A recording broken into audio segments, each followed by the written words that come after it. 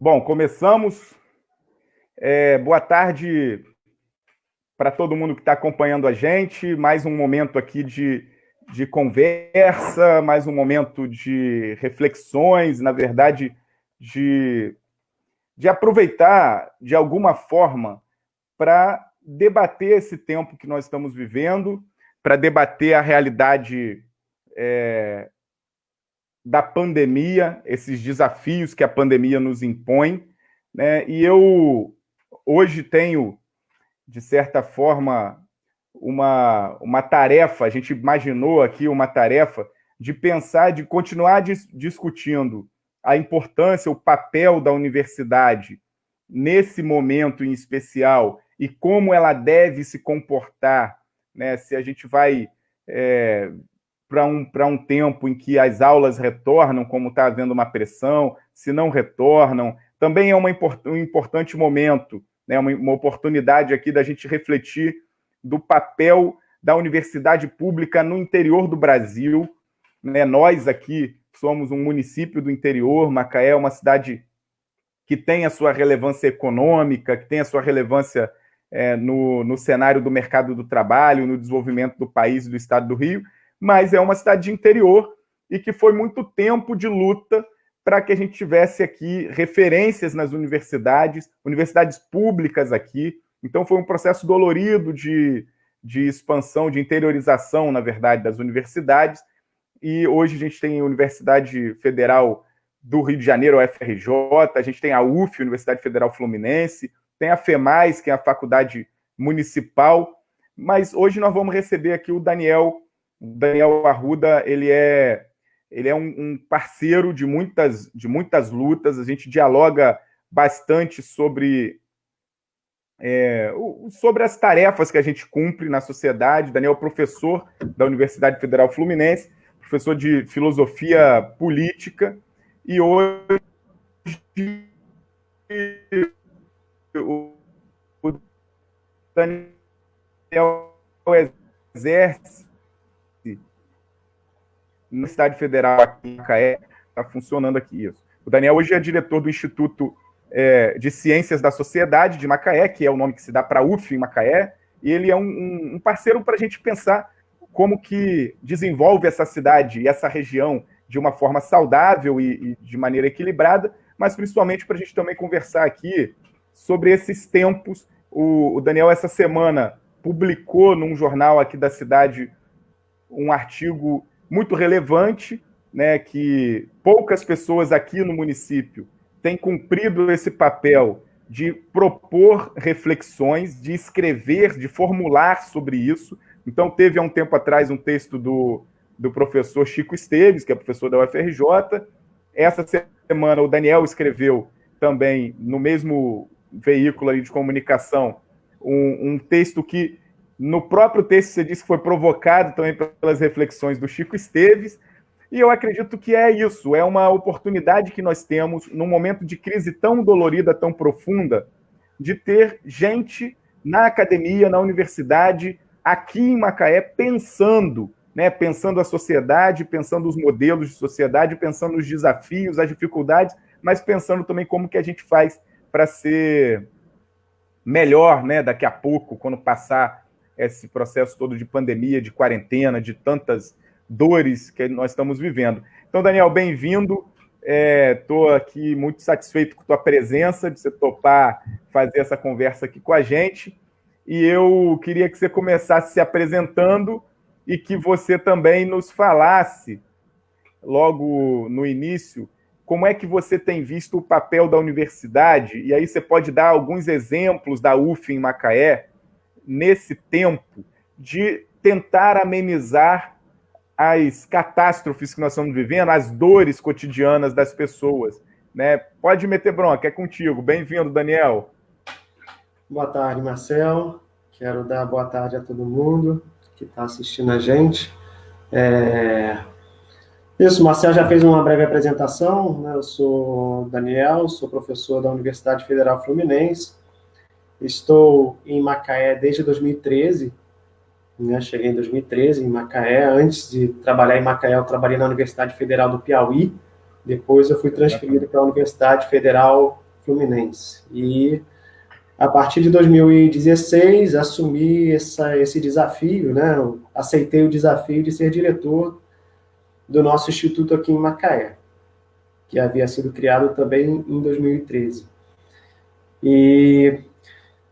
Então, a gente tem hoje vivido essa situação, Marcelo, você está bem informado, né? Inclusive das coisas que nós temos feito aqui em Macaé. Nós temos aqui em Macaé, apresentando brevemente, então a UF aqui em Macaé, nós temos 3 cursos, o curso de administração, o curso de ciências contábeis e o curso de direito. E temos uma pós-graduação, lato sensu, em residência jurídica, que dá apoio ao nosso centro de assistência jurídica. As nossas aulas, elas se iniciariam no dia 16 de março desse ano, sim, justamente o dia em que se iniciou a quarentena, né, um período mais forte de isolamento social. Então, as nossas aulas não chegaram nem a ser iniciadas esse ano. No momento em que nós íamos iniciar as aulas, chegou para nós esse período de isolamento social. Enfim, desde então, claro que a universidade não está parada, os professores eles estão trabalhando nesse período, então os servidores técnicos também, os professores fazem suas pesquisas, orientam os alunos em trabalhos de conclusão de curso, preparam as suas aulas, participam de editoração de revistas científicas, enfim, uma série de ações funcionam durante esse período. E aqui em Macaé, nós colocamos à disposição da população de Macaé o nosso CAJUF, que é o Centro de Assistência Jurídica da UF, então um centro que oferece assistência jurídica gratuita à população de Macaé, e colocamos também à disposição da população o nosso NAF, que é o Núcleo de Apoio Contábil e Fiscal, que é um núcleo que funciona em parceria com a Receita Federal e oferece assistência a pequenos comerciantes e pessoas físicas, especialmente no trabalho da declaração do imposto de renda, né? Enfim, mas não apenas nisso, mas é um núcleo que se dispõe a orientar no âmbito contábil e fiscal as pessoas que o procurarem. Enfim, além disso, há outras iniciativas, né? Temos alguns professores que estão tocando projetos de extensão e projetos de pesquisa durante esse período, algumas lives, inclusive, têm sido transmitidas aí. Nós temos aqui em Macaé um projeto que é bastante grande, já e bastante consolidado em Macaé, que é o Café para RH, estabelece uma rede importante entre profissionais da área de saúde, profissionais da área da administração e empresas da cidade aqui de Macaé. E, enfim, é isso. Eu hoje participei de uma reunião do nosso conselho universitário e estamos discutindo na universidade que maneira retornar, né? Todos nós entendemos que não é o momento ainda do retorno, né? Uma vez que estamos aí, talvez no primeiro pico dessa catástrofe que tem assolado aí a nossa realidade, mas todos nós estamos conscientes que a universidade não pode ficar parada e tem que mostrar serviço, né? Mostrar à sociedade o seu valor também durante esse período. Há uma pressão interna, tanto por parte de alguns alunos, quanto por parte de seus parentes, né, pais, né, mães, especialmente em relação aos alunos formandos, né, aqueles que estão terminando os cursos de graduação. Há uma pressão interna para o retorno das atividades, nem que essas atividades aconteçam de maneira remota durante esse período, né, o que implicaria, embora essa expressão talvez não seja a melhor expressão a se utilizar, mas implicaria na conversão de parte dos nossos cursos presenciais, né, ou de cursos inteiros, em cursos que funcionam na modalidade à distância, pelo menos de maneira excepcional nesse período. Essa é uma discussão bastante importante na universidade, a gente tem discutido isso agora. Eu, pessoalmente, sou bastante crítico à possibilidade de conversão dos nossos cursos eu ia te perguntar isso. Eu ia te perguntar isso porque é o seguinte, eu acho que isso dialoga com algumas questões que estão sendo debatidas no Brasil inteiro, mas eu estava dizendo que Macaé é uma experiência que tem sido positiva, recentemente uma experiência positiva na interiorização das universidades, né? Agora, esse ano ia ser entregue, né, Daniel, o prédio o prédio o prédio da UF na cidade universitária, um prédio com investimento significativo do município, numa parceria, nesse convênio que, graças a Deus, é um convênio que tem sido positivo para nós e para a sociedade, né, e para a universidade, para o município, para as pessoas. E a gente tem, assim, hoje um número interessante de alunos, de estudantes na UF em Macaé, né? Você sabe mais ou menos quantos são? Aproximadamente 1.300 alunos. Então, 1.300 alunos. Muitos desses alunos, eles não moram em Macaé, né? Eles vêm para cá estudar, uma boa parte, na verdade, acho que não é mais a maioria, não é mais a realidade da maioria, mas muita gente vem para Macaé estudar e volta para as suas cidades. Tenho amigos ali na UF que estudam aqui, fazem direito, ou fazem contábeis, ou administração, que estão, assim como na UFRJ também nos cursos, que moram em outros estados até.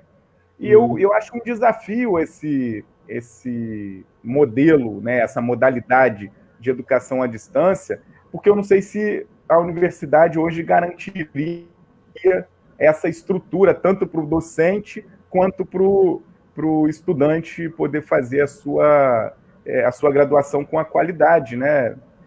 Isso é um desafio, eu não sei o que você pensa sobre isso. Nas escolas básicas, ensino fundamental, ensino médio, tem sido um debate profundo. Sim. E tem problemas, eu acho que ainda mais estruturais do que a universidade aqui em Macaé, do que a UF em Macaé, que eu acho que vocês conduzem muito bem. Mas queria que você comentasse um pouco disso. Como que se dá, né? É uma tarefa dura, difícil, né? O desafio é enorme, Marcelo, porque, veja bem, para que a universidade funcione de maneira remota, para que as aulas, que as nossas disciplinas funcionem de maneira remota, claro que assim, a coisa mais importante é garantir o acesso à internet e equipamentos que possam possibilitar o acompanhamento das aulas e a participação de maneira remota pelos alunos, especialmente, porque, na sua grande maioria, os professores já possuem esses instrumentos, né? Agora, esse não é o único desafio, né? Distribuir chip, né, para os nossos alunos não resolve o problema. Por que não resolve o problema? Porque as dificuldades não estão apenas no acesso à internet. As desigualdades sociais são enormes, né? Então, as condições psicológicas de acompanhamento das aulas, elas devem ser consideradas também. As condições sociais de acompanhamento das aulas também devem ser consideradas. Você imagina, se a gente pensar numa mãe que mora sozinha com os seus filhos, com o seu filho ou com os seus filhos, né? Você é pai, eu também sou pai, os nossos filhos estão em casa, né, e a gente divide o nosso tempo, o tempo do nosso trabalho com o cuidado dos nossos filhos em casa. Bom, eu tenho a minha esposa aqui, a gente divide as tarefas. Você imagina uma mulher que viva sozinha numa casa e tenha que cuidar do filho, não precisa ser 2, 3, não, basta um só. De que maneira essa mãe ela poderia acompanhar as aulas remotas e participar dessas aulas e separar um momento de estudo, né, para cursar as disciplinas? Isso é muito difícil. Vamos dar um outro exemplo. Vamos supor que você você não tenha filhos, é um aluno qualquer, seja um estudante, seja um aluno ou uma aluna. Vamos supor que ele resida com os seus pais, que são idosos. E vamos supor que os pais contraiam a doença, né? Contraiam o vírus, o coronavírus, e contraiam a doença, a Covid-19. Esse filho, né, ou essa filha, vai ter que cuidar dos pais durante esse período, né? Então, de que maneira ele vai ter tranquilidade para acompanhar as aulas remotas? Essa é uma outra questão. Em relação aos docentes, eu tenho várias outras questões que eu poderia aqui citar, mas em relação aos docentes, né, muitos docentes estão preocupados com a questão dos direitos autorais. Vamos supor que, além de ser constrangido a fazer lives, né, com os meus alunos, né, e produzir conteúdo, né, online, eu tenho também que gravar vídeos. Né, e deixar esses vídeos disponíveis na internet. Isso pode gerar uma enorme exposição, tanto da figura do professor, quanto da própria universidade. Uma pessoa qualquer mal intencionada pode recortar um pedaço do vídeo, descontextualizar, e pode se utilizar desse pedaço de vídeo para expor a universidade, para expor o professor. Enfim, você sabe disso.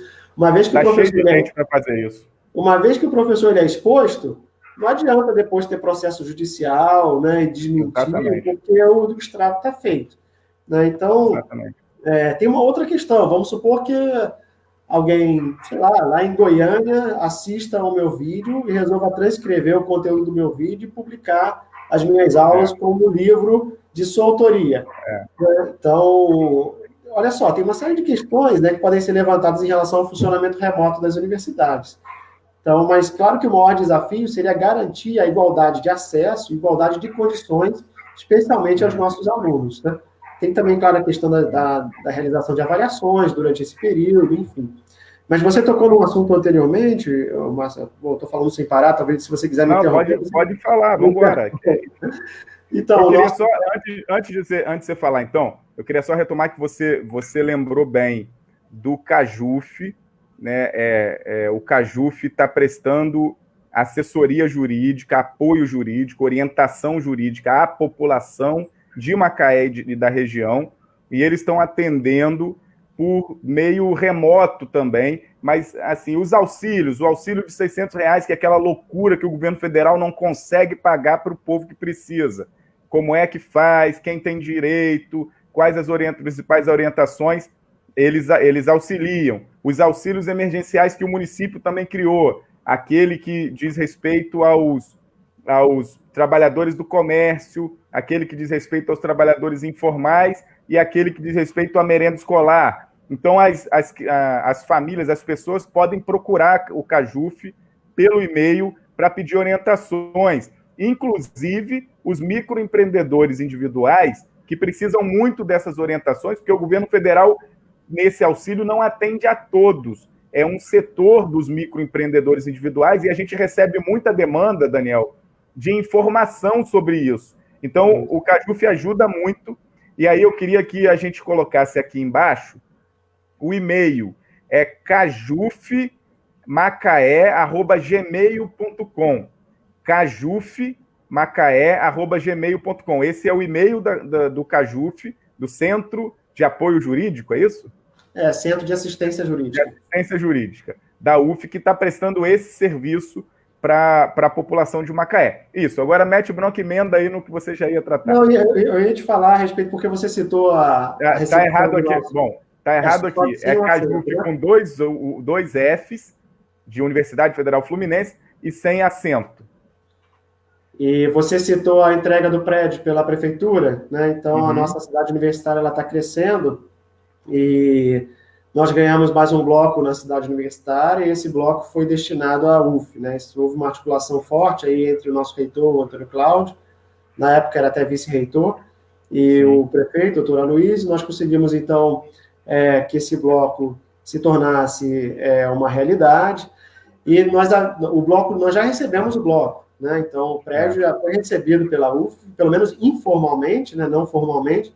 Nós havíamos marcado para o dia 17 de março a entrega formal, também não é a entrega jurídica ainda, mas a entrega formal do bloco. Tivemos que suspender esse grande evento, mas o bloco já foi entregue, nós já ocupamos, inclusive, o bloco, já compramos carteira, já colocamos os quadros na sala de aula, os ar-condicionados já estão funcionando. Enfim, a gente tem uma equipe de servidores técnicos que não estão parados durante esse período, não. A nossa contadora, a Cora, o Márcio, que é nosso agente patrimonial, o Vinícius, que é secretário da direção, todos nós estamos trabalhando muito nesse período para tornar esse bloco habitável. Nós temos um grande impedimento agora, que as salas de aula já estão prontas, né? Já estão prontas para receber os alunos. Nós visitamos juntos lá. No entanto, a mudança dos setores administrativos, ela só pode, do bloco A para o bloco D, só pode acontecer com a instalação da internet. E o serviço de cabeamento do novo bloco, ele foi interrompido pela quarentena. E a gente, então, precisa aí, retomar, né, mas com todos os cuidados sanitários necessários, né, a instalação desse cabeamento e também a transferência do cabo de fibra ótica do bloco A para o bloco D. Então, mas, enfim, os nossos setores administrativos vão mudar para lá assim que a gente tiver essa internet instalada, e quem está fazendo essa instalação de internet não somos nós aqui, mas é a própria reitoria lá de Niterói, né? Então, É isso. Hoje... Você havia tocado no outro assunto, no outro ponto, mas eu me foge agora, enfim, eu vou te devolver a palavra. Hoje são quantas, no conjunto ali de trabalhadores da UF, entre professores e servidores e técnicos, quantas pessoas aqui em Macaé 69. lotadas aqui? São 69, sem contar os terceirizados, que nós temos alguns terceirizados. Que você sabe que isso é uma questão para nós muito importante, porque Macaé passou décadas com a UF funcionando aqui, com professores que não estavam lotados, que não tinham relação com Macaé, como você tem, por exemplo. Então, assim, você é um diretor da UF que tem profunda relação com o município, eu acho que os anteriores também tinham, mas você, que a gente está sempre se esbarrando nas questões de reflexão sobre o município, e isso é muito importante para nós, porque nas crises como essa, por exemplo, nós não corremos risco, ou os riscos são muito menores de termos retrocesso na presença da universidade aqui. Isso é um importante ganho para a população de Macaé e foi uma luta de décadas. A gente tem aqui, sim, inclusive, parceiros aqui que estão comentando, por exemplo, a Camille foi do movimento estudantil, estudante da UF, foi do centro acadêmico da UF num momento muito duro. Acho que a Camille ainda era na época em que o direito da UF era ali no Visconde. Eu não me lembro se Camille foi dessa época. O Marcelo Puertas, que é um grande amigo também, que é de uma geração que estudou lá no Jardim de Infância, no Ancira Pimentel, debaixo ali do Morro de Santana, que eram crises a cada semestre. Então, hoje, com um bloco já específico, cedido para a UF, com a possibilidade de se organizar dentro da sua dinâmica, é um sonho de décadas, é isso, a Camille está falando isso. Tem quase 30 anos, né? A UF está presente em Macaé há quase 30 anos, mas o nosso instituto, aqui, a emancipação, né, a criação do nosso, sim, instituto em Macaé aconteceu apenas em 2013. Eu sou o segundo diretor, né? Apenas o Mauro foi o diretor que me antecedeu, né? É verdade. Ele foi o primeiro diretor e nem foi eleito, né? Foi pro tempore, né? Foi escolhido pelo reitor. Eu fui o primeiro diretor eleito. Então, e moro em Macaé, e vários dos nossos professores hoje residem em Macaé e na região, né? Alguns em Rio das Ostras, alguns em Cabo Frio.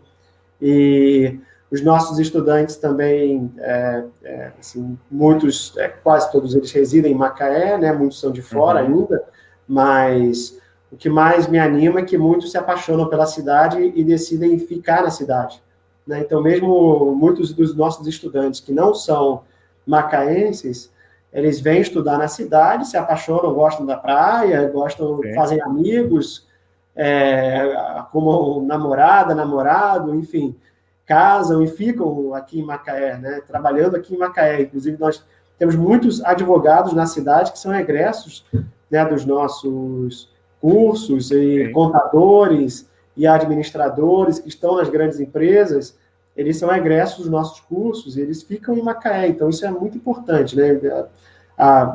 O mundo do trabalho em Macaé é qualificado com a nossa presença. Ainda bem que chegamos a esse momento.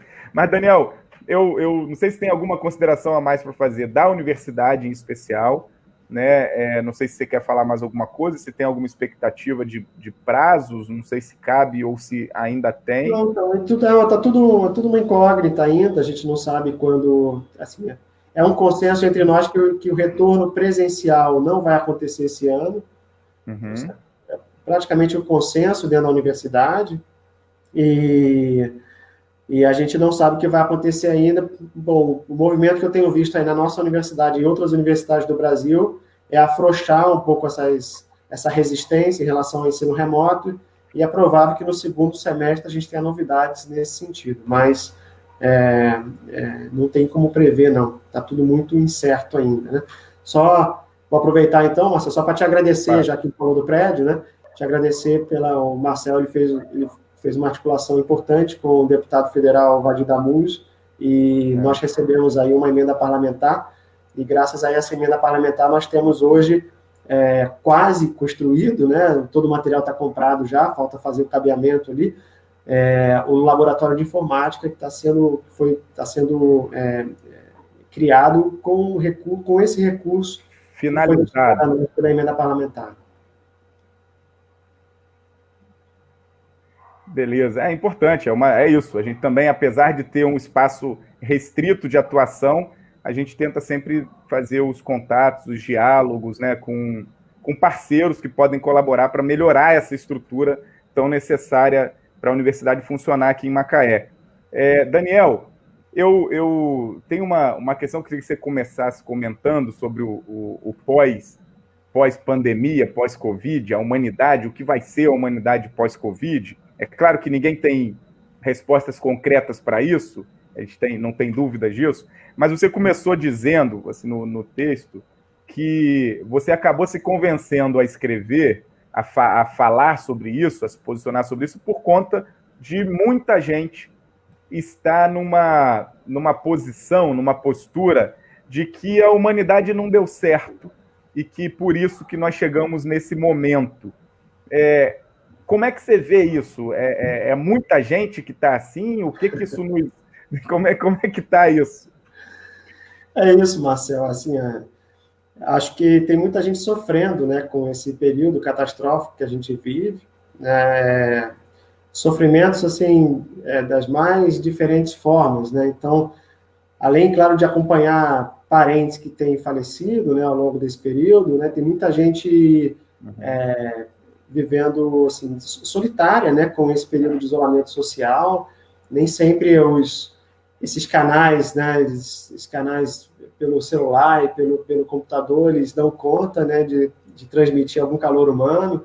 E muita gente ao meu redor tem dito isso, né? Logo no início da pandemia, nós tivemos um período que muitos colegas me provocaram, né? Perguntando o que você acha que vai acontecer depois, se esse período ele for um período duradouro, o que você acha que vai acontecer depois do término desse período? Será que tudo vai permanecer igual? Ou será que a gente vai ter um novo mundo? Né? A minha resposta sempre foi, Marcelo, assim, que assim, depende do período, né? Se nós tivermos um período curto e um período que traga alguma catástrofe, mas uma catástrofe de menor monta, eu acho que tudo permanece igual. Agora, se a catástrofe for realmente impactante, se ela chegar até todas as pessoas, talvez as pessoas sejam comovidas pelo fato da catástrofe estar tocando, né, a vida delas e promova algum tipo de mudança. Mas, enfim, é claro que quando eu digo isso, eu não estou desejando que a catástrofe seja maior, mas eu estou dizendo o seguinte, que é nosso dever de ofício, inclusive enquanto professor, imaginar um mundo diferente depois dessa pandemia. Você imagina se eu, enquanto professor, se eu perder as esperanças, eu tenho que entregar chuteira, né? Vamos dizer assim. Né? É dever de ofício enquanto professor, especialmente enquanto um professor de filosofia política, que atua com os alunos, é meu dever de ofício manter a esperança. Esse texto que eu publiquei, você cita o texto, ele é um texto que não procura prever o futuro, né, mas é um texto que é um texto utópico, que traz alguns desejos, né, algumas ideias, né, procurando dialogar com esse texto anterior do Francisco Esteves, e procurando dialogar com essas pessoas que têm perdido a esperança na humanidade. Né? Você abre qualquer jornal que você abrir hoje, aí você pode abrir qualquer página na internet de qualquer jornal. Né? Claro que hoje a presença do coronavírus, né, da quarentena, ela é maciça nos jornais, mas muitos dos nossos jornais se transformaram em boletins policiais. Né? Então, até esses grandes jornais, né? Você pega a gente pode citar os jornais de Macaé também, mas grandes jornais como o G1, esses jornais, você abre o jornal e, assim, é incrível a quantidade de crimes, né, que você lê na primeira página do jornal, e isso, claro que tem um impacto enorme sobre as pessoas, né, e não é só isso, os programas televisivos também, eu não tenho televisão em casa, Marcelo, mas eu sei que na hora do almoço, na hora do jantar, existem alguns programas de televisão que são transmitidos, que são boletins policiais, o tempo inteiro falando de crime. Então, é claro que isso tem um impacto, né? Um impacto sobre a vida das pessoas. Especialmente nesse período de isolamento social, as pessoas se tornam ainda mais impactadas por esse tipo de notícia. Então, claro que a gente não pode deixar de considerar que a nossa situação política atual ela é também bastante complexa, né? E nós vivemos hoje um quadro político hermético no Brasil, né? Então, claro que a grande maioria dos meus amigos são militantes que desejariam que um outro governo estivesse aí no governo federal, que esse governo fosse outro, mas, assim, além disso, né, mesmo amigos que não se posicionam politicamente, têm dito isso para mim, que não tem visto, assim, a esperança deles, né, a energia deles está muito baixa, porque eles têm acompanhado o noticiário e não conseguem ver nenhum tipo de saída política para o nosso país. Então, isso tem gerado também uma grande ansiedade entre os meus colegas, professores e outros colegas. Enfim, eu acho que é nosso dever, né? Nosso dever enquanto militância, enquanto resistência, enquanto professores, né? Não deixar baixar a bola e manter um olhar no futuro que possa ser ainda iluminado pela esperança. Então, você se refere ao texto, né? O texto ele tem uma outra coisa que está bastante presente no texto, que eu defendo no texto que qualquer mudança futura, né, deva estar ancorada na criação de uma outra economia. Por que eu digo isso?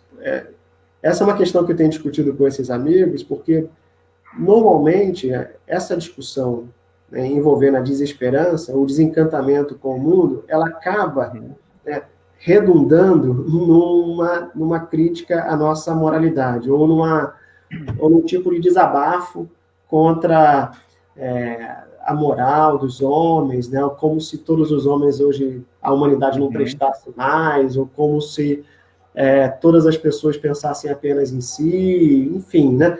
Então, acaba descambando para esse terreno moral. E eu acho que esse não é o melhor terreno para a gente estabelecer o debate. Né? Exato. Isso, claro que isso é importante também, né? Mas a minha tese, se a gente pode chamar de tese, né? nesse texto, é que qualquer transformação da ética do homem contemporâneo passa pela transformação das condições nas quais essa ética era desenvolvida. Então, não dá para a gente pensar, se a gente tem uma economia e uma pedagogia forjada numa economia da competição, que nos ensina o tempo inteiro que nós devemos competir, nós devemos ser melhores que os outros, nós devemos solapar os nossos adversários, nós devemos enriquecer e ter prestígio a qualquer preço. É claro que se você tem se você está motivado por esse tipo de economia, né, que nos educa, é claro que a consequência natural de uma economia como essa seria um mundo catastrófico. Então, a minha percepção é que a gente tem que mudar esse tipo de economia, tem que pensar numa nova economia, numa economia que possa nos educar também, né? Eu acho que a experiência comunitária é alguma coisa que pode nos educar. O Boaventura de Souza Santos fala disso, você cita um pouco ele aqui também, e eu vou falar de alguns que você citou e que me chamou a atenção, né? O Boaventura está falando isso, que só com uma nova articulação de processos políticos e civilizatórios será possível começar a pensar uma sociedade em que a humanidade assuma uma posição mais humilde no planeta que habita, né? Que é aquela história da gente a postura mais humilde no planeta que habita é a gente não se sentir o dono e que pode explorar até esgotar como se fosse infinito, né? O Boaventura tem dialogado muito até com o que o próprio Papa Francisco tem apresentado de reflexões. Ele também acabou de publicar um livro aqui com as suas reflexões de uma nova economia, de uma nova humanidade no pós-Covid. E aí você citou também, que eu queria trazer para você também aprofundar aí a reflexão, que tem aqui o Zizek, e tem um filósofo sul-coreano, que a gente não vai aqui arriscar a pronúncia, quem quiser arriscar a pronúncia, procura lá no site do debate o texto do professor Daniel, para vocês ensaiarem a pronúncia, mas o Zizek está dizendo que, você cita isso, que esse colapso econômico, que aí o Boaventura fala que nós estamos vivendo a pandemia apenas expõe uma crise que já é muito dolorida e profunda há décadas, não é uma crise que se inaugura com o coronavírus, com a Covid-19, e com esses índices catastróficos, monstruosos de mortes, que teve que paralisar tudo para nós entendermos que essa crise ela já é uma crise permanente. E as crises permanentes elas são, inclusive, desculpa para se desmontar o que há de coletivo, né? Então, voltando aqui para o Zizek, que você citou um trecho que ele fala que o outro vírus, talvez, um outro vírus mais benéfico que se espalhe, se nós tivermos sorte, ele vai infectar, é o vírus do pensar numa sociedade alternativa, numa sociedade para além dos estados-nação, dos estados poderosos, uma sociedade que se atualiza nas formas de solidariedade e colaboração global. E aí o sul-coreano ele vai e dá um contraponto, né? Ele diz que esse momento de isolamentos, de vigilância ainda mais pujante, de um regime policial digital, porque eu acho que a Coreia adotou isso, né? A Coreia vigia todo mundo de tudo que é canto, em tudo que é lugar, cada movimento. Me parece que a Coreia e a China tiveram esse tipo de atuação, que não gera um sentimento coletivo forte, que isso não vai gerar. Então tem uma contradição nos próprios pensamentos filosóficos do que vai ser, né, Daniel? É uma tarefa dura encontrar refúgio nas reflexões hoje em dia também, né? Exigem outros antagonismos, Marcel. Eu não cito todos eles no meu texto aí, mas você tem, por exemplo, um outro antagonismo, eu posso te apresentar agora. Tem um filósofo italiano chamado Giorgio Agamben. Eu estudei esse filósofo no meu doutorado, tem inclusive algumas coisas publicadas sobre a sua obra. Ele causou muita polêmica na Itália, porque justamente no momento em que a Itália se tornou epicentro da pandemia, ele soltou uma série de pequenos textos na internet, foram, claro, algumas vezes também mal interpretados, né, por jornalistas, enfim, mas de fato isso é textual, né? Ele estava muito incomodado com o sequestro das liberdades dos italianos frente à pandemia, né? Ou mesmo frente à decisão de se eleger a vida como um valor supremo, ele diz isso. Uhum. Né? Então, o fato a pandemia expõe um estado de exceção permanente que já funcionava antes e concretiza esse estado de exceção, leva a níveis, né, a limites intoleráveis, é isso. E ele criou, claro que uma polêmica enorme, né? Você imagina um filósofo escrevendo no epicentro, e ele tem 78 anos, um filósofo escrevendo isso no epicentro da pandemia, né, com tantas mortes na Itália, e ele foi, claro, que acusado de sensibilidade diante da quantidade de mortos, né, na Itália, enfim, né, e muitos disseram que é isso mesmo, né, a vida é o principal valor, tem que primeiro preservar a vida, enfim, mas ele traz uma discussão importante a esse respeito. Uma discussão que está presente lá no artigo do Chico Esteves, né, e está presente também em várias outras lives que têm sido transmitidas durante esse período, e você tocou nesse assunto anteriormente, uhum. A maneira, e isso está presente também lá no Boaventura, né, nós temos que questionar, nós temos que tornar patente, né, essa discussão em relação à maneira como nós nos relacionamos com o mundo ao redor, com a natureza que nos cerca, né? Vamos dizer assim, vamos usar essa expressão. Sim. Você disse isso na tua fala, quando o homem ele considera que a natureza seja uma fonte de recursos, pura e simplesmente, né? Ele acha que a natureza está à sua disposição, né? Seja natureza eu digo vegetação, animais, né? Bens minerais, enfim, né? Acha que esses recursos naturais estão à sua disposição, o homem é o centro do universo e ele pode se apropriar e se utilizar desses recursos naturais da forma como bem entender para o seu bem-estar, para o seu conforto. Não são poucos os autores que têm nos alertado para os erros de uma visão como essa. Então, a gente precisa compreender que nós somos parte de um grande ecossistema. Eu, no início desse ano, antes da pandemia, eu escrevi um texto. Os filósofos têm acordado também para essa realidade, né, a realidade do aquecimento global, né, e dos impactos que o aquecimento global tem gerado ou tem causado o nosso pequeno planetinha aqui. Essa semana saiu uma notícia na BBC mostrando que a Antártida está criando vegetação, né? Então, as algas estão crescendo na Antártida, né? Isso não é apenas um sintoma de que a Antártica está perdendo em temperatura, né? Em temperatura gelada, né? Que a temperatura tem crescido, tem aumentado na Antártida, mas é também um indício de que o crescimento da vegetação vai acelerar o degelo, né, da Antártida. Então, isso, enfim, parece que, felizmente, nós temos aí aqui no Brasil a oportunidade de escutar algumas lideranças importantes que pertencem aos povos originários, né, então, que estão sofrendo muito com esse quadro pandêmico, mas algumas lideranças indígenas têm nos alertado para essa realidade.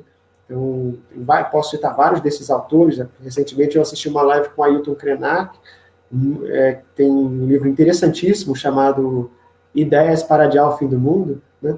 Então, assim, no Brasil, me parece que a gente tem que aproveitar a nossa realidade do Brasil, né? E a presença ainda dessas lideranças que pertencem a esses povos originários para aprender com eles. Eu acho que a gente... O Boaventura diz isso na citação que está no meu texto, né? O nosso processo civilizatório ele tem que ser questionado, né? Quem dera se nós aqui no Brasil tivéssemos a humildade de reconhecer que nós erramos com o nosso processo civilizatório e tivéssemos a coragem de estabelecer uma outra epistemologia, como diz o Boaventura, né? Uma epistemologia do Sul, escutando os povos originários. Seria maravilhoso. Exatamente. Agora, eu queria, como você fez uma referência à Itália, eu queria só fazer um comparativo, interromper o rumo da conversa, mas não fugindo dela. O Brasil hoje tem registrados 24.746 mortos, né, vítimas fatais da Covid-19, de infectados confirmados 396.166. Então, já é o segundo país do mundo em pessoas infectadas pelo coronavírus, pela Covid, e mortos. Nós já temos quase o que a Itália e a Espanha, que foram no início chamaram muita atenção do mundo, né, quando chegou na Europa. A Espanha tem 27 mil mortes e a Itália 30 mil, cerca de 30 mil mortos na Itália. Então é uma realidade que o Brasil não pode, não merece passar insensível a ela, e sem trazer como ponto, como pauta central, um outro modelo de humanidade, de sociedade, de organização, de desenvolvimento, de economia, em que as pessoas não sejam descartáveis assim, né? 30 mil pessoas mortas na Itália, quase 30 mil no Brasil, e a gente ainda pensando em outros caminhos, o que é essencial nessa história, né?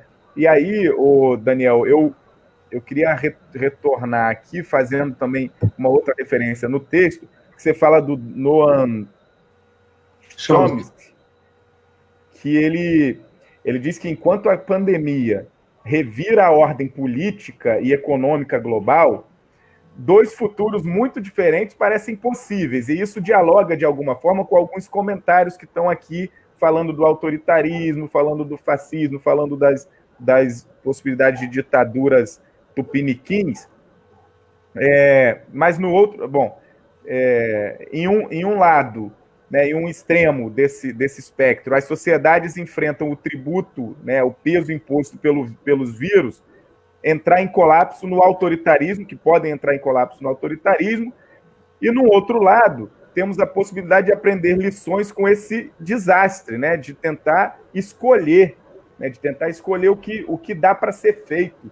Isso, para nós, é um desafio, né, Daniel? E eu acho e queria te ouvir sobre isso, acho que a gente está beirando ao autoritarismo e tem uma disputa latente na sociedade. Na verdade, a gente já está no modelo autoritário, a gente está beirando a um autoritarismo institucional, né, de tomar as instituições, silenciar as instituições, calar a boca da imprensa, atacar e perseguir adversários, e, ao mesmo tempo, nós estamos numa possibilidade de organização da sociedade, ou de despertar da sociedade, que supera aquele moralismo que você falou no início e pode nos apontar por um outro caminho que, para mim, necessariamente passa pela queda desse governo autoritário que não dialoga com a necessidade de preservar vidas. Então, eu queria que você comentasse um pouco sobre isso. O que você acha, se isso para nós é uma oportunidade de fato, se a gente tende mais ao autoritarismo ou a alguma alternativa que surja de uma reação ou das instituições sérias ou da população organizada enfim, e consciente? Antes de responder diretamente a sua pergunta, Marcelo, que é uma pergunta irrespondível, vamos dizer assim, né? Eu queria lembrar uma outra coisa. Assim, parece que um bom exercício que a gente pode fazer nesse período, Marcelo, é imaginar um mundo menos desigual. Uhum. É um bom exercício que a gente pode fazer nesse período. Uma vez eu estava, já que a gente falou da Itália, né, eu estava na França numa ocasião e estava conversando com ele tinha algum cargo nessa organização, não me lembro mais qual era o cargo dele, mas ele participava de uma organização de combate, uma organização internacional europeia de combate à pobreza, né? E aí eu dizia para ele naquela época assim, isso não tem muito tempo, mas eu falei com ele, olha, sabe qual, assim, a maior dificuldade é convencer alguém que tem muito a ter menos. Essa é a nossa maior dificuldade. Aí ele me respondeu assim, não, Daniel, você está errado. A gente não precisa convencer a quem tem muito a ter menos. A gente tem que convencer, dentro da dinâmica da democracia, nós precisamos convencer a 50% mais um. Se nós convencermos a 50% mais um, nós transformamos o nosso mundo.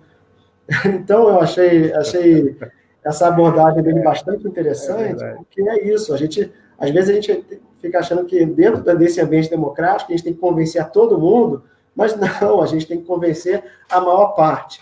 Se a gente convence a maior parte, a gente consegue imaginar e talvez concretizar uma outra economia. Então, em relação ao autoritarismo, Marcelo, você está me perguntando, está me pedindo para prever o futuro. Isso eu não tenho como fazer, mas o fato, assim, é impressionante como assisti também, escutei um áudio, um podcast essa semana, de que assim, é impressionante como o nosso país, né, como o Brasil, um país amado por todo mundo, né? Todo mundo gosta de brasileiro, sempre foi assim. Claro que existe um estereótipo criado em relação à mulher brasileira, em relação ao latino-americano, né? Mas, de fato, no geral, o Brasil é um país bem visto e amado, né? Fora do país. Uhum. E o atual governo tem transformado o nosso país num pária, né, no mundo, né? Tem criado um isolamento social, um isolamento em relação aos demais países, que é impressionante. Tenho amigos que moram fora do Brasil, né, brasileiros e não brasileiros, e todos eles me perguntam, Daniel, o que está acontecendo no Brasil? Como é possível que o povo brasileiro tenha eleito um sujeito desse para governar o país de vocês? Claro que é uma longa história, eu não vou explicar as razões aqui, né? Mas acho que existe uma razão que é principal, mas, enfim, essa pergunta que esses meus colegas têm feito é uma pergunta que eu me faço também. É impressionante como nós nos colocamos nesta situação, né? E o Brasil hoje está isolado. Isso é terrível. É terrível que ainda 20%, 25% apoiem incondicionalmente essa gestão que aí está, que é uma gestão autoritária, como você disse antes, né? E só não é mais autoritária porque ainda não encontrou os meios de se tornar mais autoritária, mas esse é o desejo. O desejo é acirrar o autoritarismo até o limite do tolerável, né? Mas me parece que os instrumentos, né, para que esse autoritarismo se torne intolerável, não estão ainda postos, Uhum. Enfim, essas são as perguntas que nós nos fazemos. Será que essa pandemia, né? Essa pandemia vai nos ajudar a criar canais, né? A criar canais para criar uma outra sociedade no Brasil? Ou será que a gente vai conseguir reverter, né? Reverter todo esse processo de regressão que o Brasil sofreu ao longo desses últimos 2 anos, talvez, né? Não sei, né? Uhum. É uma pergunta que eu me faço também, se a gente vai ter fôlego para isso. Mas eu acredito que, de novo, né? Enquanto professor, enquanto alguém que pretende convencer os seus alunos de que a vida vale a pena, que é importante lutar, que é importante construir uma outra sociedade, né? A gente não pode desanimar. Então, a gente está aí para isso, né? Para lutar. Eu tenho uma historinha que nos encontros da turma boa aí dos movimentos de base da igreja, que se contava, né, e até hoje contam, né? Eu lembro que a primeira vez que eu ouvi foi o monge Marcelo Barros que contou, que fala de que numa tribo indígena tinham alguns pesquisadores, alguns jovens pesquisadores que foram visitar e estudar essa tribo, e que num momento de crise, no momento de dificuldades daquela tribo, que tinham muitos índices de violência, muitos índices de mortalidade, pessoas passando muita dificuldade, a tribo toda, quando há crises assim, a tribo se reúne e o mais idoso, o mais sábio, ele conduz a reunião e ele tira dúvidas, ele compartilha as experiências. E aí as pessoas vão perguntando e ele vai explicando. E aí uma história que ele conta, que esse sábio conta, é que dentro de nós, dentro do ser humano, existem dois cães que estão em constante luta, em constante disputa, e um é violento, é agressivo, não deixa ninguém chegar perto, quando tem um prato de comida ali é só dele, ele agride o outro, e ele não quer dividir com ninguém, ele assusta, ele amedronta. O outro é sóbrio, é afetuoso, é carinhoso, é um cara mais, é um cão mais aprazível, né? Mais que convive, que acolhe. E eles estão em disputa o tempo inteiro. E aí a história acaba e um dos pesquisadores levanta a mão e pergunta: olha, mas no final, quem que vence essa luta? Ela é uma luta, no final, quem vence? E aí o velho sábio diz que vence aquele que você alimentar. Vence aquele que você alimentar. E eu acho que o desenrolar do texto que você propõe, ele está nos provocando a fazer opções, né, Daniel? Ele está nos provocando a pensar como que nós vamos tentar ser enquanto humanidade pós-crise, pós-pandemia, pós-Covid. Então, assim, o que a gente vai alimentar? Né? Eu Marcelo, acho que tem uma relação, vai. Desculpa te interromper, mas o Platão também tem uma passagem que se assemelha a essa tua explicação, essa tua história. Alegoria. Alegoria. É um mito, né? Uma alegoria também platônica, que é o mito do cocheiro, né? Mas que depois, futuramente, dá origem a essa dicotomia presente no nosso mundo ocidental entre alma e corpo, enfim, né? Mas já que você contou uma história, e uma história que se passa numa aldeia indígena, eu vou contar uma outra que retrata bem essa nossa ideia de uma outra economia. Isso está presente no meu texto também. Então, chegaram alguns capitalistas a uma aldeia indígena e encontraram um homem pescando, um pescador, um indígena pescando na beira do rio. Ele estava com a sua varinha, estava tranquilão, pescando, e aí o capitalista falou: o que você está fazendo aí? Estou pescando, né? E quanto você já pescou hoje? Pesquei aqui uns peixes aqui e tal. Por que você não, ao invés de pescar com a vara, você não pesca com rede? Aí ele: para que eu vou pescar com rede? Para pegar mais peixe. E para que eu vou pegar mais peixe? Porque pegando mais peixe, você pode vender esse peixe, você pode comprar um barco. E aí você pode começar a pescar de barco. Não, mas e para que eu quero um barco? Não, você pode ter o barco porque você pode ter, com o barco, você pode lançar mais redes e pode pegar mais peixe. E com esses peixes, você pode criar uma indústria pesqueira, e aí com o recurso você pode comprar outros barcos, e a partir de então você vai ter muitos barcos e muita gente trabalhando para você, você pode criar uma grande fortuna, né, dessa indústria pesqueira. E aí o indígena disse, mas para que eu quero isso?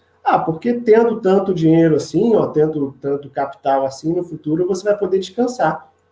Eu falo, mas para que essa trabalheira toda? Não é isso que eu estou fazendo agora? Estou descansando agora, então eu vou ter toda essa trabalheira para ter o descanso que eu já tenho agora. É uma história que simboliza um modo de pensar indígena. Tem um antropólogo político importante, francês, que veio ao Brasil, estudou os povos originários aqui no Brasil, chamado Pierre Clastres. Ele tem um livro chamado A Sociedade contra o Estado. Este livro ele expõe o modo de produção indígena, né, a produção, o indígena, o ameríndio, né, ele produz aquilo que ele precisa, aquilo que ele necessita, ele não produz excedente, né, é diferente do nosso modo de ver a produção. No nosso modo de ver a produção, nós temos que produzir o máximo possível, de modo que esse excedente possa ser vendido, né, tanto que dentro das aldeias indígenas, um homem, ele trabalha 3 horas por dia, trabalha assim na roça, né, ou caçando, 3 horas por dia. Ele trabalha aquilo que é necessário para prover o sustento da sua família. Não acumula. Essa que é a diferença, né? Na tradição dos povos ameríndios, né, não existe essa preocupação com acumular, né? Uhum. Então, tudo aquilo que é produzido para o próprio consumo. Inclusive, eles procuram viver o momento presente, né? Sem acumular para prover o futuro deles, né? O futuro da comunidade. Então, é uma outra dinâmica, é uma outra economia. A reflexão do Boaventura passa por esse conhecimento indígena. Por que nós precisamos criar um modo de exploração da terra que seja predatório, que cause a exaustão da terra, né? Se nós podemos exigir menos da nossa terra, se nós podemos produzir menos, né? No texto tem eu trago essa reflexão, né? Então quando eu digo que a gente tem que consumir menos, a gente tem que consumir menos, tem que produzir menos, tem que consumir menos, tem que viver melhor, né? Então a gente pode acumular menos, se a gente consumir menos, produzir menos, acumular menos, a gente vive melhor. Essa é uma dinâmica dos povos originários, né? E acho que a gente, de novo, né, tem que aprender desses povos originários. Essa é uma outra economia que a gente pode propor, né? No Fórum Social Mundial, essa é uma expressão que retorna sempre, né? Um outro mundo é possível, né? Uma outra economia é possível. A gente tem que começar a pensar que outra economia a gente quer. É claro, Marcel, que a gente não vai... com isso, claro que eu não sou inteiramente inocente, né? Então, eu não estou dizendo que se eu estiver aqui defendendo esse tipo de posicionamento nessa live, ou se eu me propor a viver de uma outra maneira, eu vou, assim, converter todas as pessoas que vivem comigo e transformar o meu mundo. Não é isso, né? Mas eu acho que é o nosso papel, enquanto professores, né? Ou enquanto... ou mesmo, no teu caso, né? Como alguém que propõe esse debate, propõe o debate público, né? É o nosso papel chamar a atenção das pessoas para esse fato, que uma outra economia é possível. A nossa economia não precisa funcionar dentro das regras que estão aí impostas. Outras regras podem ser pensadas. Alguns movimentos que eu participo, por exemplo, o movimento de fé e política, as comunidades eclesiais de base, e alguns movimentos que estão o tempo inteiro pensando em como organizar, como pensar um outro mundo possível, uma outra economia possível, eles se baseiam muito, eu lembro que foi muito forte durante um período uma reflexão em torno desses povos indígenas aqui da América Latina, em especial, e as experiências, e uma marca era a economia do bem viver, né? E tinham ali os eixos do bem viver, que é exatamente é isso. E partia de um princípio muito interessante. Era saber comer, saber beber, saber... então, assim, é você saber o que é necessário para que você viva bem e não acumule, não estimule o acúmulo.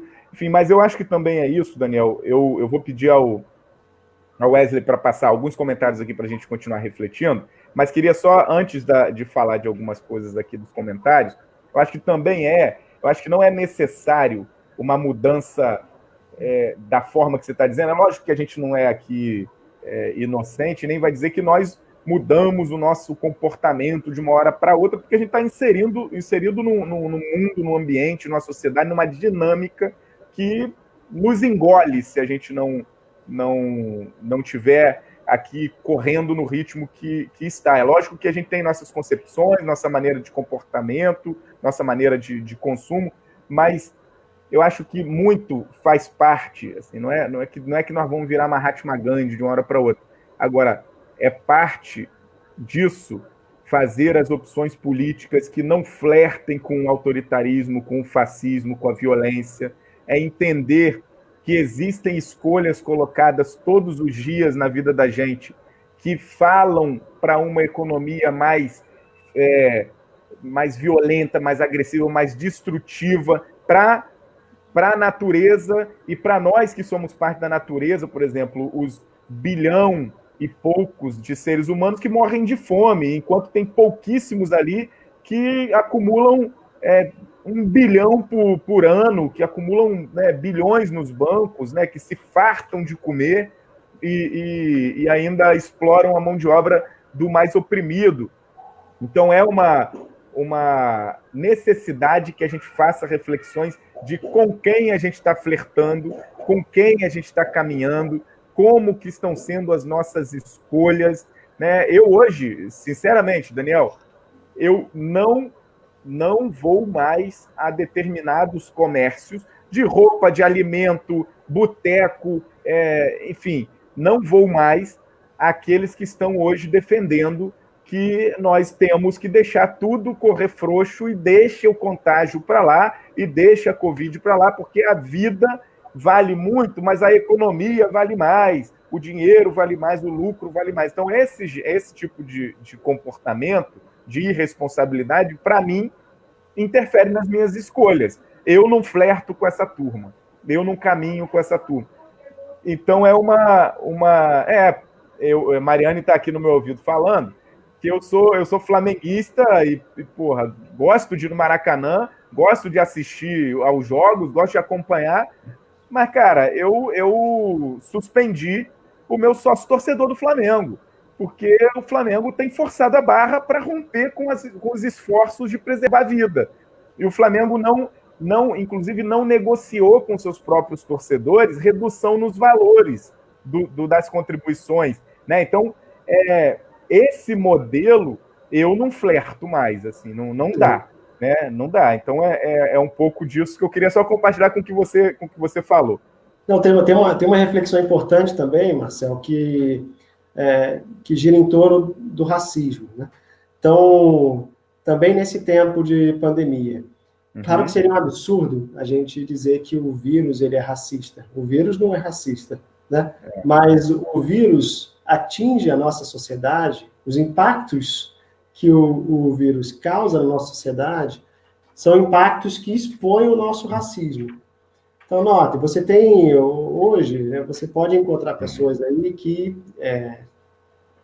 defendem que esse vírus seja um vírus chinês, criado pelos chineses, Você encontra gente dizendo que esse vírus ele tem um impacto pequeno sobre a nossa economia, porque, afinal de contas, ele vai matar apenas idosos, gente que não produz mais, ou gente que já está aposentada.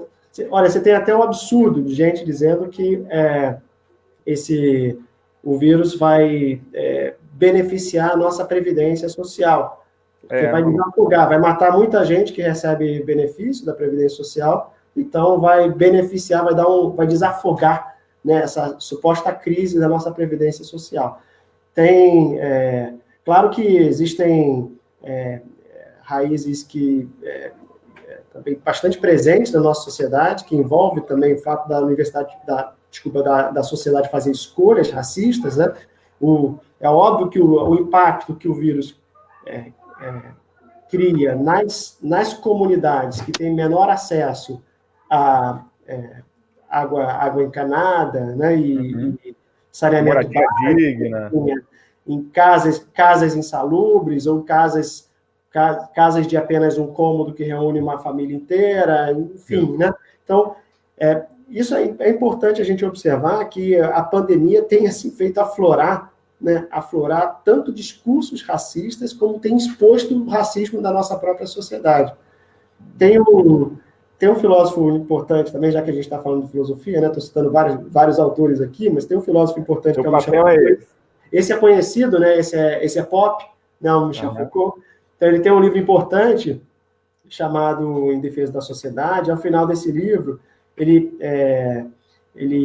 estabelece um conceito da filosofia, que é o conceito de biopolítica. Diz que, a partir do século XVII, nós temos uma política centrada na promoção e na manipulação da vida. E aí, claro que ele se faz a pergunta, né? Como é possível que, a partir do século XVII, nós tenhamos uma política que promove a vida, né? Que manipule, mas também promova a vida, a partir do século XVII, e nós, assim, ninguém pode fechar os olhos para a quantidade de mortos, né? De genocídios e eventos totalitários, né? Que é presente no mundo do século XIX, do século XX. Uhum.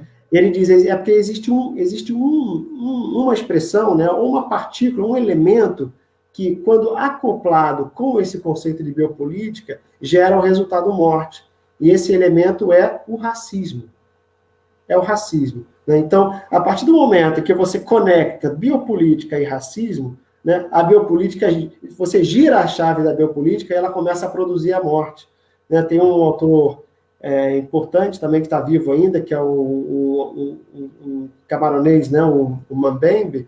Ele tem um livro chamado Necropolítica, dialogando com o Michel Foucault. Né? Então, aquele Mbembe. Então, essa conexão, e para o Mbembe, não é possível ignorar que o conceito de raça, que não é um conceito biológico, né, quando acoplado a esse conceito de biopolítica, né, ele é fundamental ao conceito de biopolítica, e quando acoplado ao conceito de biopolítica, gera como resultado a morte. Inclusive, o próprio Estado, que deve promover a vida, pode se tornar uma máquina letal, pode se tornar uma máquina genocida. Então, voltando um pouco ao Foucault, né, esse Estado, que é um Estado racista para o Foucault, né, um Estado biopolítico, que é um Estado racista também, é um Estado que estabelece um corte na população, né,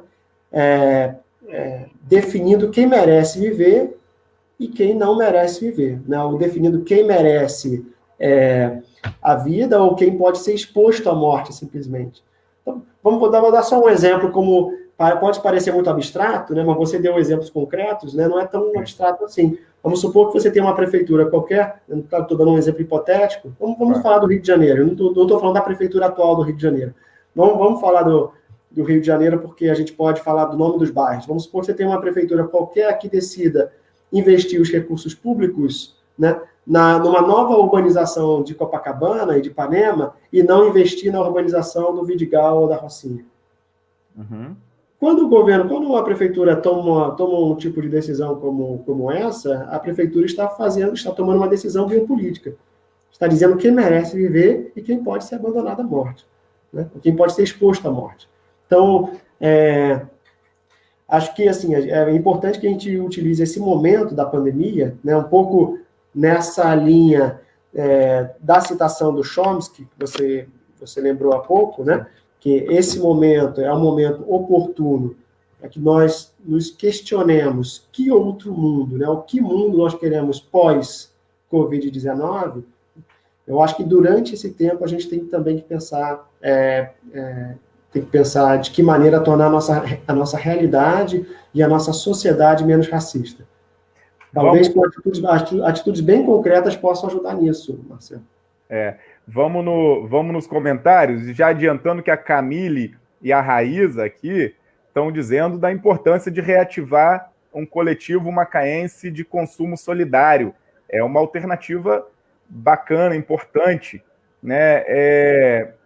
Eu queria saudar aqui, o Daniel, me dá essa licença, algumas pessoas que estão acompanhando a gente. Enquanto isso, Marcelo, eu vou acender a luz aqui, tá? Porque escureceu. Acenda, por favor, tá.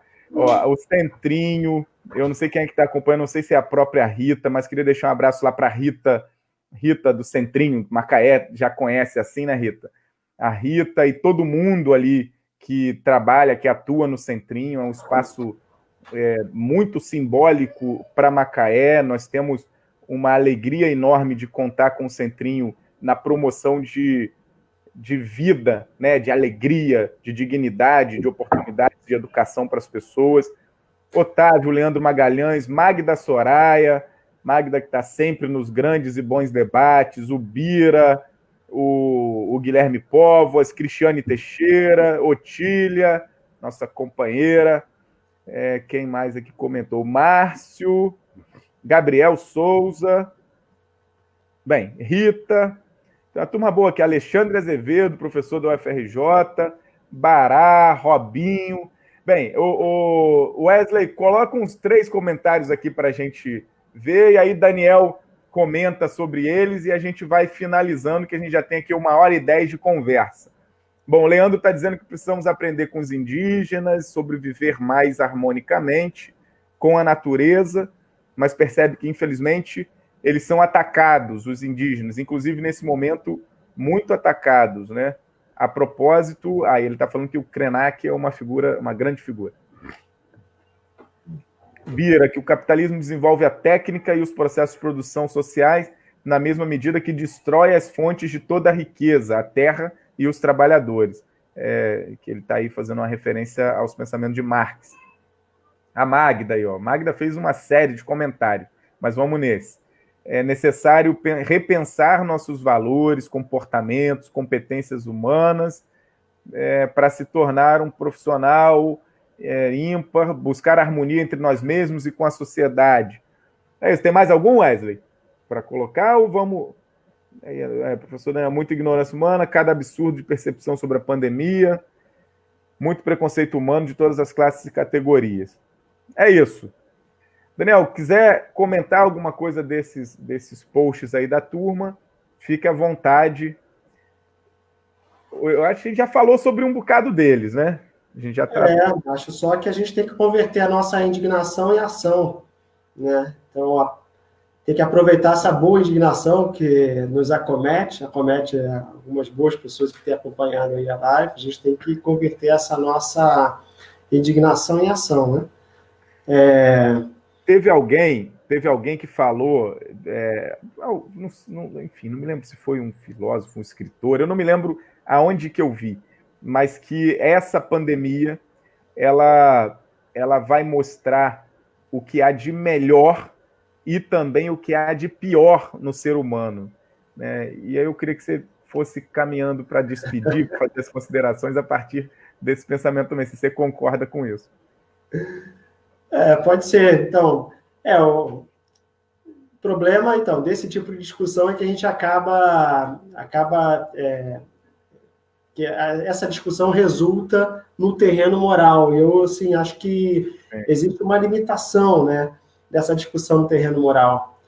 Por vários motivos, né? Primeiro porque ninguém é príncipe da moralidade, né? E depois porque a nossa moralidade pode ser questionada também.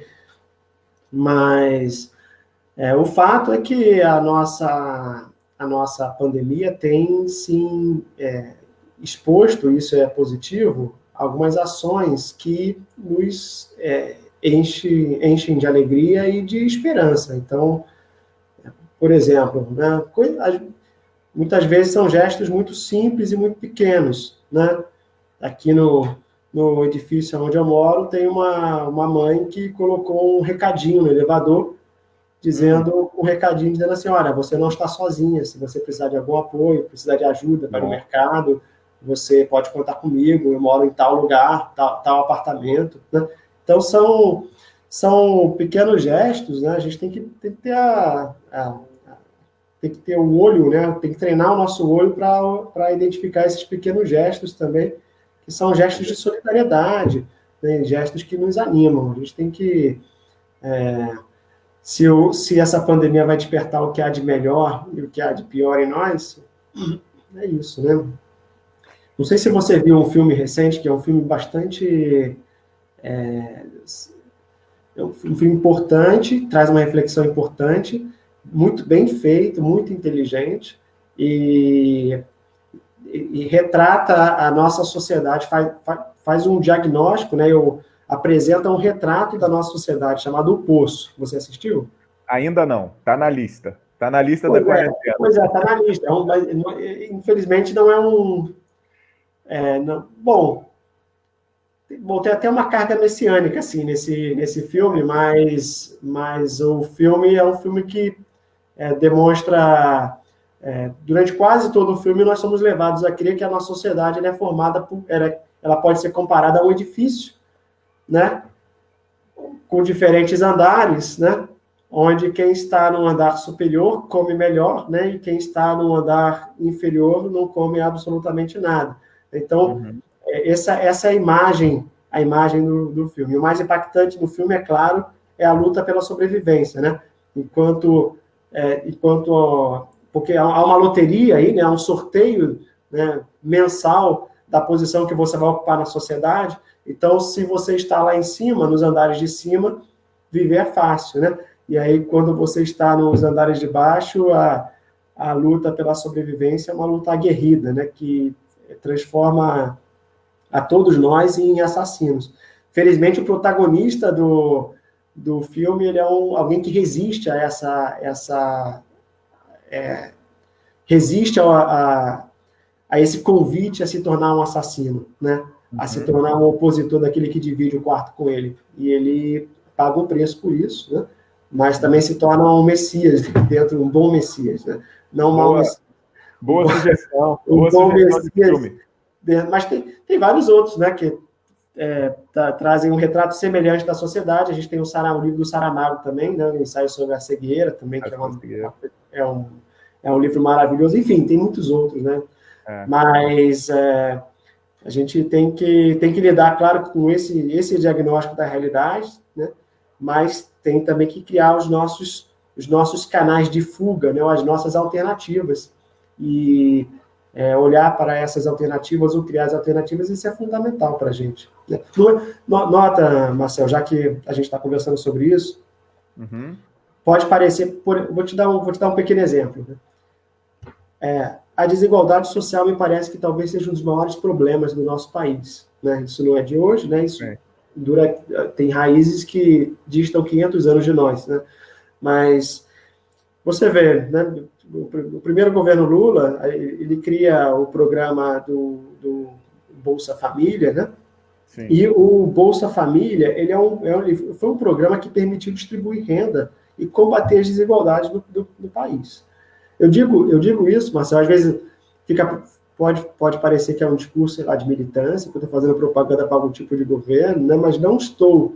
Na época em que isso aconteceu, né? Eu entrei na universidade como professor em 2009. E como eu disse antes, né? Antes de trabalhar na Universidade Federal Fluminense, eu trabalhei na Universidade Federal do Piauí, trabalhei no sertão do Piauí. Eu sei, em Picos. Bom, você sabe, né? Porque eu morei com teu primo lá. Exatamente. Então, em Picos, né? No sertão do Piauí, a universidade chegou lá por conta do Reúne, né? Que também sou crítico do Reúne, acho que o Reúne tem vários erros, mas enfim, chegou por conta do Reúne, e por conta desse programa do Bolsa Família, eu tinha estudantes em sala de aula que eram os primeiros estudantes de suas famílias a ter a oportunidade de cursar um ensino superior, um curso superior. Exatamente.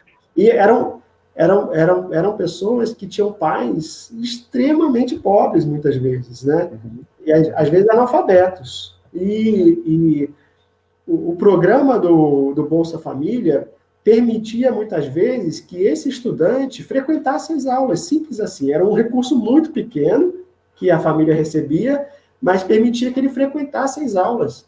Esse estudante, eu dei aula para o curso de administração, esse estudante, ele não, muitas vezes, ele não ia se tornar um grande empresário, um grande administrador, mas ele terminava o seu curso de administração, estudava para o concurso dos Correios, ou estudava para o concurso para ser bancário, né? E ele passava no concurso e dava à família dele, assim, uma vida muito melhor, né? Aos pais, né?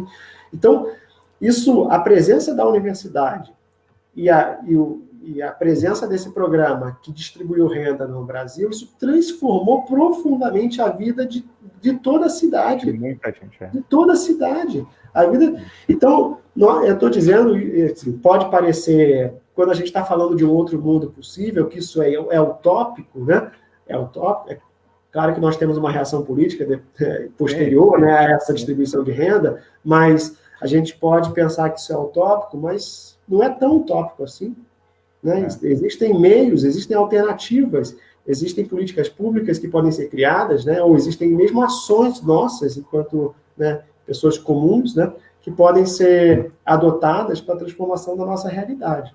Então, claro que você, enquanto uma liderança política, né, e eu, assim, enquanto professor, meu trabalho é em sala de aula. Então, talvez a minha principal tarefa seja motivar, né, motivar os meus alunos, os meus estudantes, né, não deixar a esperança morrer, né, fazê-los, transformá-los em multiplicadores dessa esperança. Então, fazê-los enxergar que um outro mundo é possível. Essa é a minha principal tarefa. Se eu conseguir educar os meus estudantes para a democracia e para se tornarem capazes de imaginar um outro mundo, eu estou feliz com isso já, né? Acho que cumpro o papel. Estamos precisando de muita gente no direito desse país para para ter esse compromisso, né, com a democracia, enfim, com a preservação, a garantia dos direitos das pessoas, da liberdade, né, da promoção da vida e da igualdade, da justiça. Né? Então, acho que você tem uma grande tarefa, Daniel. E eu, na verdade, queria te agradecer, e já dizendo às pessoas que estão nos acompanhando aqui, que amanhã e depois, quinta e sexta-feira, 10 horas da manhã, tem sessão da Câmara, que vai ser nesse sistema online aqui, pelos canais da Câmara. Lógico que a gente vai compartilhar aqui no Facebook nosso, no Twitter, mas nos canais oficiais da Câmara, a partir das 10 horas, vão ser votadas algumas coisas importantes, dentre elas, um requerimento meu, que trata de uma valorização e reconhecimento aos servidores da ordem pública, guardas municipais e mobilidade urbana, nesse momento, que eles que apoiam as operações que têm feito fiscalização e até, em alguns casos, tendo que fechar estabelecimentos que estão desrespeitando as regras, as medidas, né, adotadas, as barreiras sanitárias nas entradas da cidade, eles também atuam ali, além dos profissionais de saúde, e aí o Sindicato dos Guardas me propôs que eu levasse esse debate para a Câmara, e amanhã vai votar um requerimento, esse é um, e o outro é que a secretária de Saúde, semanalmente, apresente um balanço na Câmara, a Câmara, que vai ser a toda a sociedade, que agora está aqui na internet, com as ações de enfrentamento à pandemia. Dados, números, como que estão os leitos nos hospitais, como que estão os contágios, as ações para minimizar contágios, as vacinas, os testes, né? Enquanto não tem vacina, nós temos que testar todo mundo para tentar encontrar as melhores estratégias. Então, os testes, quantas pessoas testadas, como é que está isso, quais as compras importantes, quais as medidas administrativas importantes do município na área de saúde, a gente quer isso. Amanhã vão ser esses 2 requerimentos votados, sexta-feira tem mais coisa, mas eu não sei aqui de cabeça. E às 17 horas, amanhã, quinta-feira, uma audiência pública com os setores da cultura do município para discutir as ações emergenciais para essa área, que é uma das que mais sofre com as paralisações das atividades na pandemia, tá? E é tão importante para a gente chegar enfim, para acessar a filosofia, para acessar a reflexão sobre a vida. Então, eu queria já deixar esse convite para todo mundo, agradecer muito o Daniel, e dizer que é uma tarefa, Daniel, aí você que vai encerrar, mas é uma tarefa grande cultivar a esperança, né? Esse é o papel de professor, de filósofo, de diretor de uma universidade que a gente tem muito carinho e que a gente torce muito para que ela avance e não retroceda, em especial aqui no nosso município, que é uma grande conquista para a gente. Você tem um importante papel de semear esperança em tempos que a gente precisa escolher a esperança, viu? Obrigado, Daniel. Encerra aí para a gente. Não, eu que agradeço o convite, Marcelo. E quando você fez o convite, eu disse que não sou muito dessas coisas, né, de live. Eu não gosto muito dessas coisas de tecnologia assim, mas, enfim, acho até que consegui operar bem aqui o sistema. Bom, quem fez tudo foi o Wesley aí, não fiz nada. Então, agradeço a ele também pelo auxílio. E é isso, dizer que a nossa Universidade Federal Fluminense aqui em Macaé está aberta ao diálogo, né? Então, quer contribuir de todas as maneiras, tanto no combate ao coronavírus, quanto passar desse momento, né? Quer contribuir para a transformação da cidade de Macaé, transformar a sociedade, transformar Macaé numa cidade mais justa, né? Mas Macaé não é uma cidade diferente das outras cidades brasileiras. Eu, como disse, moro aqui desde 2013 e sei identificar quais são os bairros que são privilegiados aqui nessa cidade, quais são os bairros que são abandonados. Então, é uma cidade muito desigual, profundamente desigual, né? E a gente precisa, então, educar os nossos alunos e ser educado pelos nossos alunos, né? De modo a trabalhar por uma sociedade mais justa aqui em Macaé também. Os nossos cursos, você disse, falou dos juristas, né? Nossos alunos, nossos estudantes do curso de Direito aqui são muito bons, vários são daqui de Macaé, você citou alguns deles, né? E eu tenho boas notícias, né, da atuação dos nossos egressos aqui na cidade de Macaé. Obrigado, Daniel. Um abraço. Gente, um abraço a todo mundo que acompanhou. Vamos seguindo nesses momentos aqui de reflexão na internet e logo, logo a gente vai estar junto para celebrar o que a gente conquistou nesse tempo duro e para também refletir as coisas que a gente está sentindo muita dor. Não é isso? Então vamos lá. Valeu, valeu, gente. Um abraço. Valeu.